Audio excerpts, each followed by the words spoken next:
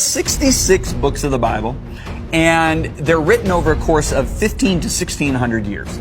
You have 40 contributing writers. I don't say authors because God's the author. You have 40 writers of these 66 books. Now think about it. They lived in 3 different continents, and they spoke 3 different languages, and they lived over a span of 1600 years. You take all their writings, you put it together, and you get this perfectly congruent book called the Bible.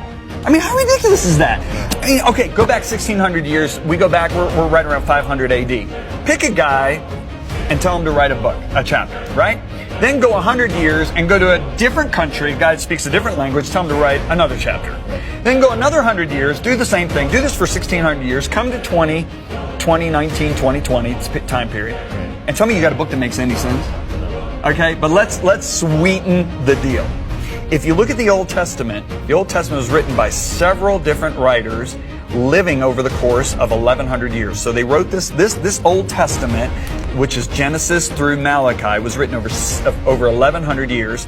We have several writers, correct? Now, these writers made predictions about the coming Messiah, Jesus Christ, okay? Predictions like he'd be born in Bethlehem, he'd be born of a virgin, he'd ride into Jerusalem on a donkey, he'd be betrayed by a friend, he'd be betrayed for 30 pieces of silver. That 30 pieces of silver, it's actually in the Old Testament, would buy a potter's field. I mean, on and on and on. There's 300 of these predictions in this Old Testament, okay? So Jesus comes along, okay? So the last book is written 400 years before Jesus was born. So we got 1100 years. The last book's written 400 years before Jesus, and Jesus comes along and fulfills every single one of the 300 predictions. What are the chances? But there's actually this scientist named Dr. Peter Stoner, and I have his little book.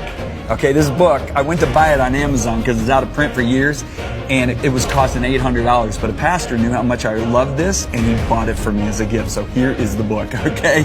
But this is a scientist who lived in the 20th century. And he said, and his expertise was probability, okay? So what do I mean by probability? Simple probability, if I've got a 5-gallon paint bucket, and I got 9 white tennis balls and 1 yellow tennis ball, and I put them in there and I shake them all up and I blindfold you, and I say, okay, pick out 1 ball, Scott. What the chances of you picking out the 1 yellow tennis ball is 1 in 10. Well, this guy's an expert on it, right? So he doesn't do this research alone. He gathers 600 science students from 12 different classes. And they go on this massive project to figure out what are the chances of any human being from the time of Jesus' birth to the end of the 20th century, 2,000 years. Any human being on earth could fulfill just 8 of those prophecies. Just 8.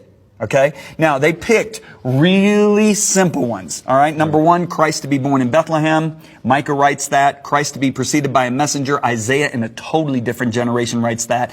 Christ to enter in Jerusalem on a donkey. Zechariah, in a completely different generation. Christ to be betrayed by a friend. Christ to be sold for 30 pieces of silver. The money is to be thrown into God's house.